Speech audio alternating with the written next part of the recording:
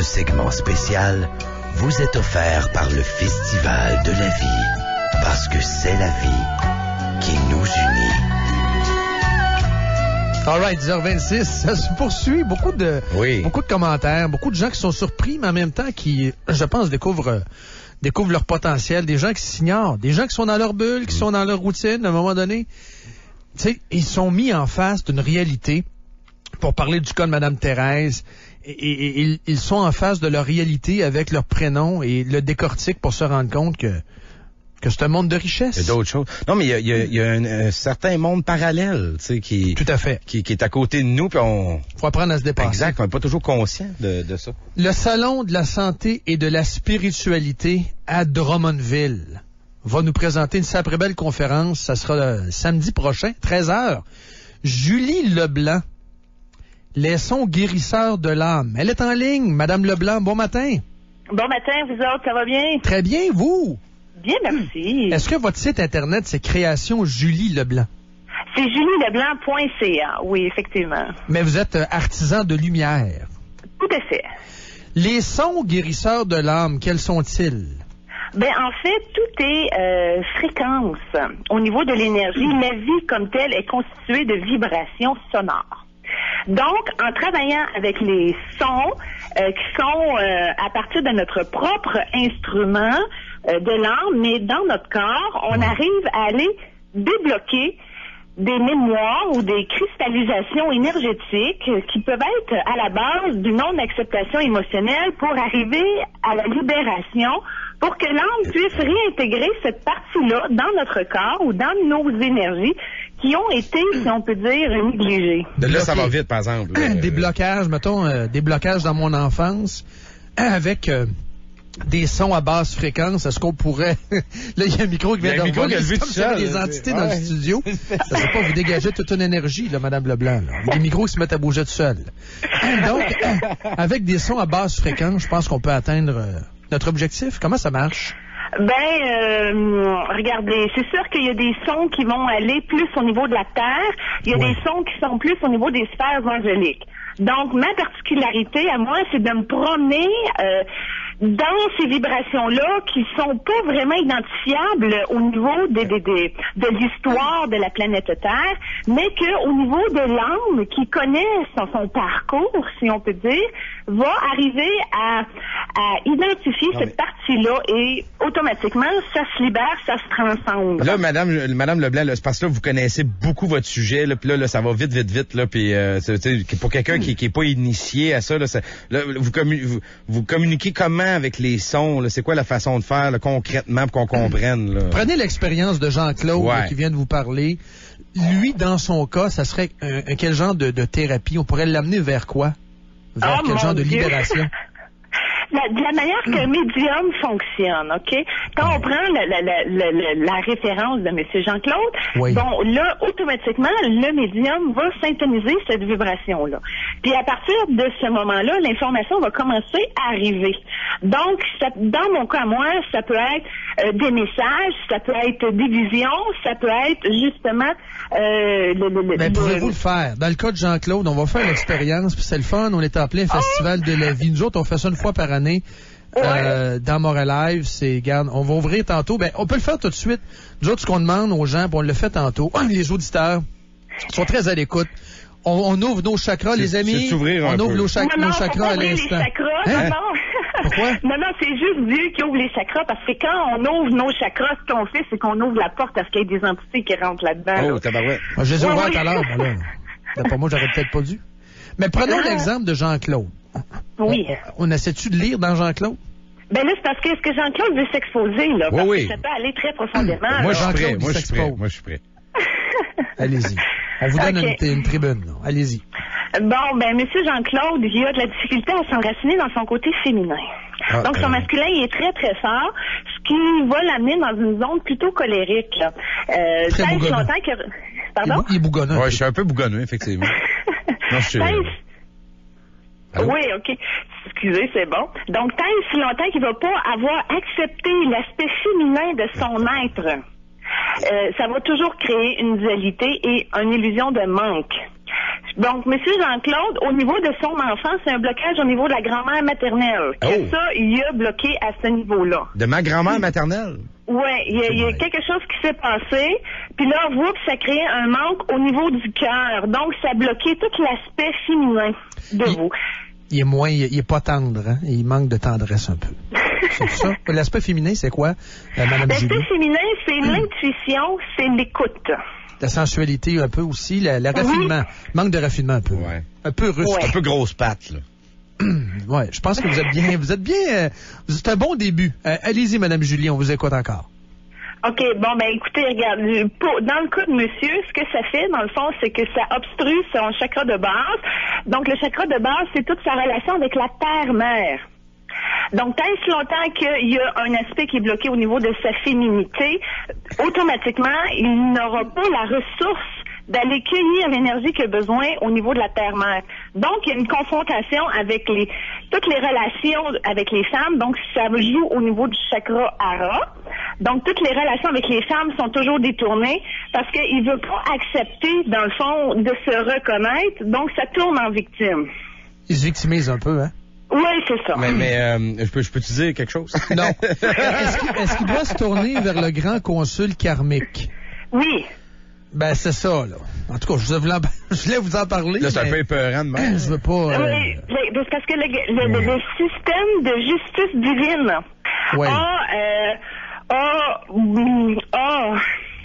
a beaucoup d'importance dans la vie d'une âme parce que toutes les décisions que l'âme choisit, ben c'est toujours en synchronicité avec le grand plan divin, dont le consul karmique. Les seigneurs du karma, ils vont t'aider, dans le fond, à nettoyer, à purifier, à prendre conscience de toutes ces parties qu'on n'a pas acceptées dans d'autres vies. Donc, si, supposons, la mémoire de Jean-Claude, je le vois, qui est une femme asiatique, quand même assez jeune, et puis là, qui a un bébé dans ses mains, puis il a besoin de s'en départir. Fait que là, l'instant de panique de cette vie-là, elle reste ancrée dans ses mémoires cellulaires.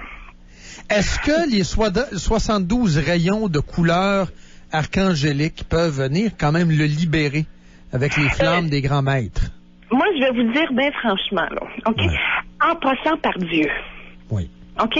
On n'est pas supposé de décider ou d'avoir le contrôle de qui va venir nous aider.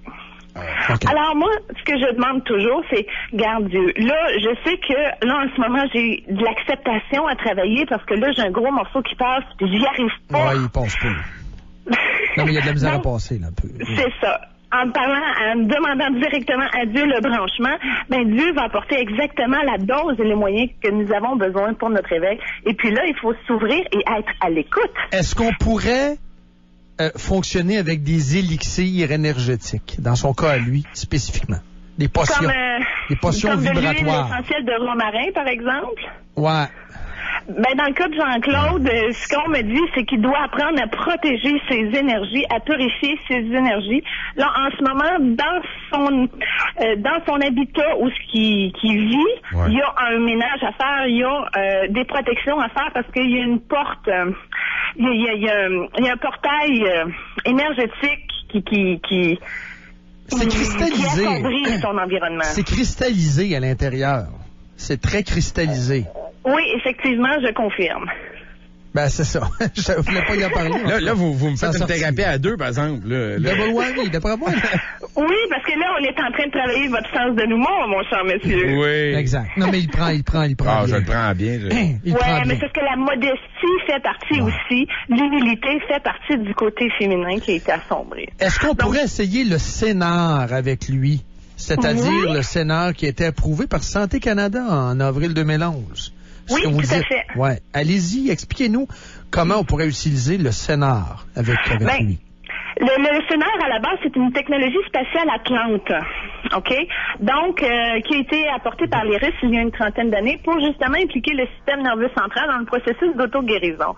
Donc, une thérapeute de l'âme comme moi, avec le scénar, serait en mesure d'effectuer des décristallisations au niveau de, mais dans son cas, c'est vraiment au chakra de la base, au chakra aussi du hara. Donc, ce serait très bien avec des fréquences, dans son cas, des basses fréquences. Donc, le cerveau fonctionne à 40 Hz. Ce serait y aller avec une fréquence inférieure à 40 Hz pour arriver à décristalliser tout ça.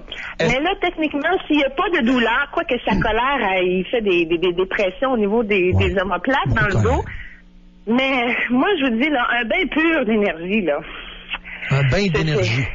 Oui, un bain pur d'énergie, là, quand on est exposé là, à la lumière divine qui irradie dans chacune de nos cellules, c'est carrément plus puissant. Madame Julie, moi, je pense qu'il n'y a rien de mieux pour l'avoir déjà expérimenté. Les chants sacrés. Oui. J'aimerais ça vous entendre. Est-ce qu'il y a moyen, peut-être, avez-vous un CD, quelque chose, un chant sacré pour tenter de libérer ou d'initier la libération, à tout le moins? Actuellement, il y a 2 CD qui sont disponibles sur mon site Internet. Pouvez-vous en chanter une partie, je veux dire, avec des mantras, peut-être un mantra que vous pourriez nous léguer en héritage, en cadeau, qu'on pourrait répéter, ça pourrait favoriser la libération. Je sais pas. Vous demandez ça de même. Le mantra personnalisé de Jean-Claude, c'est cela? Oui. OK, laissez-moi juste 2 secondes, je vais juste descendre la vibration. Oui, on va.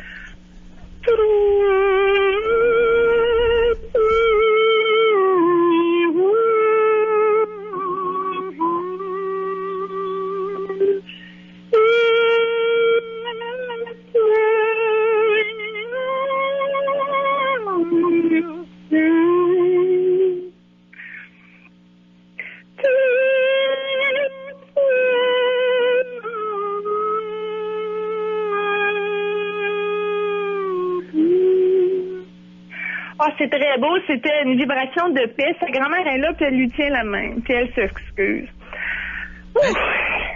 Elle lui demande pardon. Encore faut-il qu'il accepte son pardon. Là. Ouais, mais là, quand il va conscientiser l'espèce de point qu'il y a au niveau de la colonne vertébrale, on parle de la 8e dorsale. Tu le sens-tu, Jean-Claude?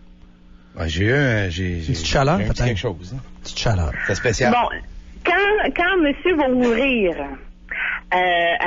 juste tout simplement ouvrir à ce que l'expansion de son âme puisse opérer, si on veut, la guérison, la libération, assister de sa grand-mère comme il est là, il va être en mesure de pouvoir le libérer puis arrêter de chicaner un petit peu. Est-ce qu'il peut tomber dans l'auto-guérison avec un mantra, quelque chose qui peut, une formule magique, que ce soit quelque chose de libérateur?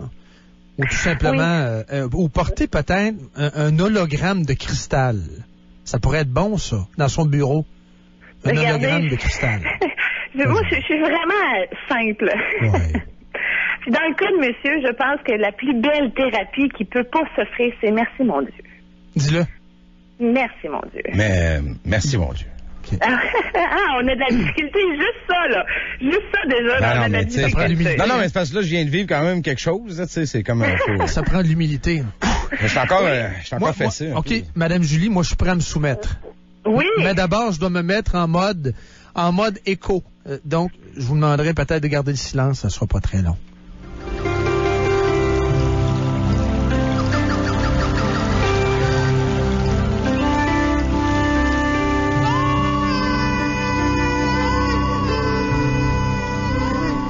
Voilà, je suis détendu, mais je vais me soumettre. Je suis soumis à vous. Allez-y, vous pouvez, comme on dit, fouiller dans mon passé. Non, mais c'est pas ça que je vais faire. Ce que je vois en ce moment, c'est que vous êtes rigolo. Vous êtes rigolo. Je vois un xylophone à côté de vous, là, puis vous amusez avec ça. Vous êtes là pour détendre l'atmosphère. Un peu détendre l'atmosphère. Pour libérer le stress. Parce que je fuis peut-être une réalité, dans le fond. Peut-être que j'attends de fuir. Je suis dans la négation d'une réalité qui est plus souffrante, peut-être. C'est comme le clown. Le clown triste. Vous êtes le jongleur. Vous êtes le jongleur. Peut-être. Oui, c'est une partie de vous qui a appris la modestie par ce jongleur-là. C'est comme les problèmes. Vous, ça vous intéresse moins. Ce que vous voulez faire, c'est jongler avec tout ça pour apporter la lueur au public. Vous, votre mission est différente. C'est plus.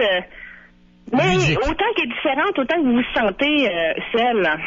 Fait que vous êtes vraiment avec vos balles, puis ça arrive finalement bon, ben, je fais mon chemin tout seul. Je suis un jongleur solitaire. Ouais, mais vous êtes en vibration de Mère Teresa. Voyez-vous, une de vos guides proches, c'est Mère Teresa. Hein? Ouais. Je l'ai toujours aimé. Oui, ben, en tout cas, elle est très, très près de vous, puis même si vous êtes capable d'être sensible un petit peu à sa vibration, elle est à côté de vous, puis elle danse. Elle est là? Elle danse? Oui. Elle danse. OK. Elle danse pas comme une ballerine. Non, elle danse. C'est une danse de la joie. C'est un peu ça, une danse de la joie. C'est une danse improvisée un peu quand même. Là. Ben, c'est comme elle va à gauche, puis là, à droite, puis tu sais, elle bouge pas, là, mais tu sais, elle a un tambour dans les mains, là, puis vraiment, vous êtes en initiation sacrée avec elle en ce moment même. Moi, attendez, je vais me fermer les yeux. Moi, ce que je vois, c'est son voile. Son voile flotte au gré du mouvement, au gré de ses mouvements. Là. C'est exagéré de dire ça? En parlant de voile, on va peut-être plus enlever celui qui est sur votre cœur. Ouais, c'est vrai. Hein? Vous êtes cachetière, pas mal. Vous êtes bonne. Vous êtes bonne. Vous êtes bonne pour fouiller au fond. Vous êtes... dans le fond, mon arbre de vie, là, il ressemble à quoi, là? Mon arbre de vie, quand vous dites, vous regardez la fleur de vie, l'arbre de vie, mon arbre de vie, c'est quoi? Bon, votre arbre de vie est quand même assez bien implanté avec la terre-mère, contrairement à M. Jean-Claude à côté. Là, vous, votre arbre de vie il est bien ancré dans la terre. La seule affaire, c'est qu'il y a des sphères qui sont à être nettoyées. Et puis, ça, c'est carrément karmique. Là, c'est vraiment des guérisons qui doivent se faire au niveau de l'âme pour épurer l'arbre de vie. Est-ce qu'il porte des bons fruits? Est-ce qu'il porte de bons fruits? L'arbre de vie porte de beaux fruits? Je pose la question. C'est pas obligé de répondre. L'arbre de vie, là, en fait, on l'appelle l'arbre de vie. Ouais. Il y a beaucoup d'arbres. Il y en a qui sont des vrais arbres quand on sert racine et tout. Mais dans le cas de votre arbre de vie à vous, c'est, je sais pas si vous pourriez regarder sur Internet, mais c'est comme une structure. Ouais. C'est comme en géométrie sacrée. Ça a comme un rectangle avec 2 triangles de chaque côté.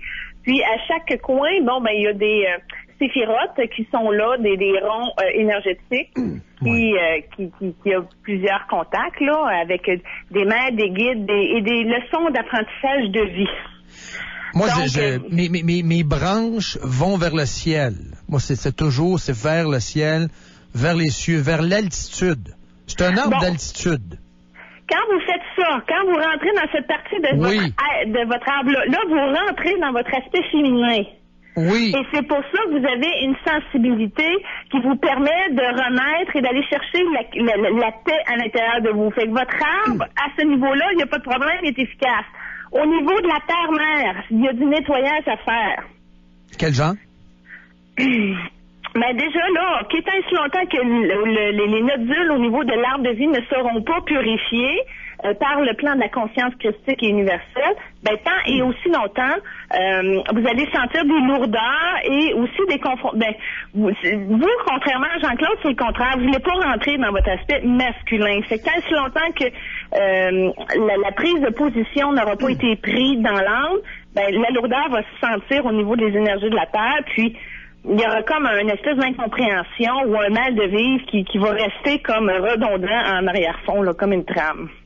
Est-ce que je pourrais vous demander aussi un mantra, une vibration? Jean-Claude, je suis un peu jaloux.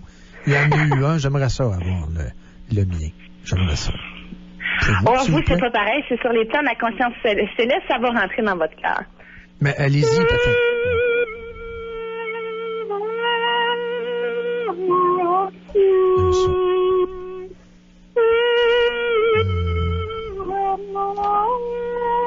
Comme ça.